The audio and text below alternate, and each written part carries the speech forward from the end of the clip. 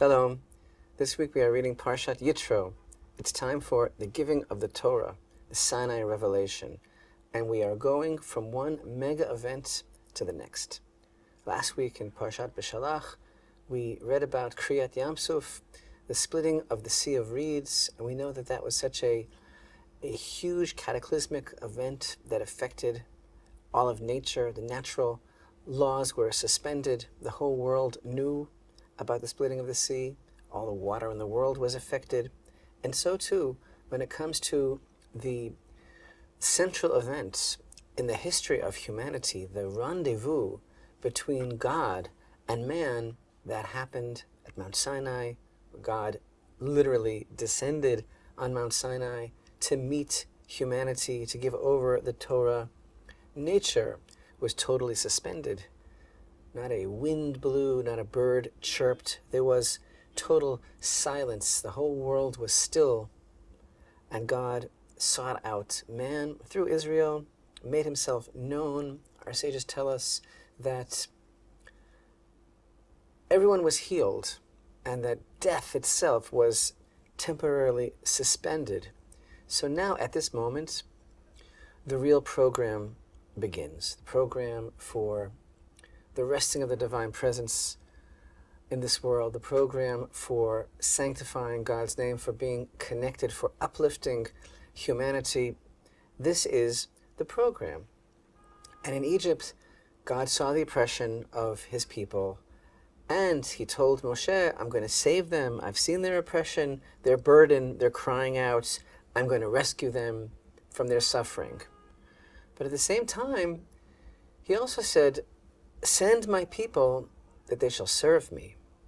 And we knew that we were leaving Egypt in order to serve God.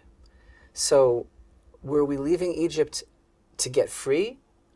Or were we leaving Egypt to begin another type of life of bondage? These verses that God says, send them out in order to serve me, don't seem to go along the same lines as the verses that spoke of God's rescuing his people from their burden. And in fact, some people do say all these commandments that we have to keep, that we received at Mount Sinai, they're such a burden, it's all or nothing, and we're so confined and so shackled by these laws, and it's a life of bondage. So which is it? Or really, I guess the question is, what is freedom? And what is servitude?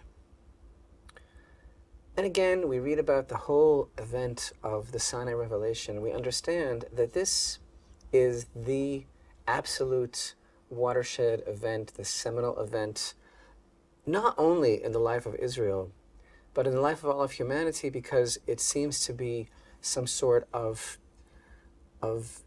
indication that God really wants to have a relationship with mankind, that he actually would suspend nature and meet halfway.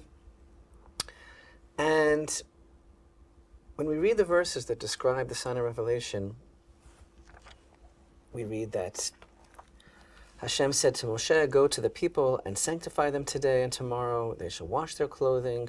All these verses, you shall set boundaries for the people round about, saying, beware of ascending the mountain, touching its edge. And when the extended blast of the shofar is sounded, ostensibly after the revelation of the giving of the Torah, b'mshoch hayovel, when the yovel is sounded, they may then ascend the mountain. So verses continue and tell us that the giving of the Torah was accompanied by shofar blasts. So what is the significance of the shofar blasts? Is this just Jewish sound effects? Like, how could you give the Torah without some shofar in the background? One of my grandchildren was drawing a picture of God giving the Torah at Sinai. So I see this figure with some kind of clothing, and I said, who's that? And she told me that's Moshe. And I said, what's that? And she said, that's his tallis, because how could you receive the Torah without wearing a tallis? So also, how could you receive the Torah without a lot of shofar blasts? But what's really the significance of the yovel? This word yovel, I believe, is a hint to understanding the secret balance between the servitude, the bondage of Egypt, and this new life of serving God that we received at Mount Sinai. Because the word Yovel, which is a word for the shofar and the shofar blast, really the root of that word has a connotation of bringing home. After all, the Jubilee year, the Yovel, is the year of homecoming. It's the year of the freeing of the slaves, the release of debts and land of lease. And the shofar then is blown as a sign of the commencement of the Yovel, of the year of homecoming. And also, when we read in the book of Joshua, the procession that encircled Jericho. So we read in chapter 6, Jericho had shut its gates and was barred because of the children of Israel. None went out and none came in. And Hashem said to Joshua, "See, I have given into your hand Jericho and its king, the mighty warriors. And you shall circle the city. All the men of war go round about the city once. Thus shall you do 6 days. 7 priests shall bear 7 trumpets of ram's horns before the ark, and on the 7th day you shall encircle the city 7 times, and the Kohanim shall blow the trumpets. And it shall be that when they make again a Yovel, a long blast with a ram's horn, when you hear the sound of the trumpet, all the people shall shout a great shout, and the wall of the city shall fall down in its place, and the people shall go up, every man opposite him." So the secret of conquering Jericho was also Bimshoch HaYovel, the Yovel, the extended blast of the shofar. Yovlim were blown, and these signals were not blown as signals of war, because Jericho wasn't conquered by the sword. So, in a way, the shofar blasts were like signals to the walls of the city to free the city, Yovel, and give it back, give it now to the children of Israel, its rightful owners. So we could understand on a simple level that the blowing of the Yovel at this moment, in the verse that we cited above, is a signal for returning back, for the discharge of the people. It is the ending of the ceremony of the giving of the Torah.